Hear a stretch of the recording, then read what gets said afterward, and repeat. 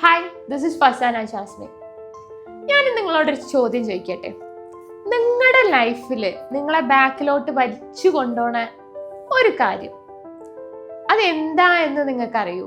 അല്ലെങ്കിൽ നിങ്ങൾ ഐഡന്റിഫൈ ചെയ്തിട്ടുണ്ടോ? ഇല്ലെങ്കിൽ നിങ്ങൾ ഐഡന്റിഫൈ ചെയ്യണം, കമന്റ് ചെയ്യണം. അതായത് ചിലർക്ക് എന്താവും, ഓവർ തിങ്കിങ് ആവും.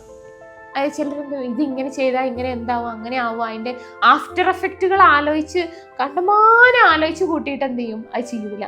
അതിൻ്റെ ലാസ്റ്റ് എവിടെ എത്തുന്ന അതിൻ്റെ നെഗറ്റീവ് വേർഷൻ. നമ്മൾ ഗൂഗിളിലൊക്കെ എന്തെങ്കിലും പനി, ഇതിൻ്റെ സൈഡ് എഫക്റ്റ് എന്താ, അല്ലെങ്കിൽ ഈ മരുന്നിൻ്റെ സൈഡ് എഫക്റ്റ് എന്താ, എന്തുകൊണ്ടാണ് പനി വരുന്നതൊക്കെ ഗൂഗിൾ ചെയ്ത് ലാസ്റ്റ് ഗൂഗിൾ എവിടെ എത്തിക്കും, ക്യാൻസറിൽ എത്തിക്കും. അതേപോലെ ഇതെന്ത് ചെയ്യും, ഓവർ തിങ്കിങ് ലാസ്റ്റ് നെഗറ്റീവിലേക്ക് എത്തിക്കുക.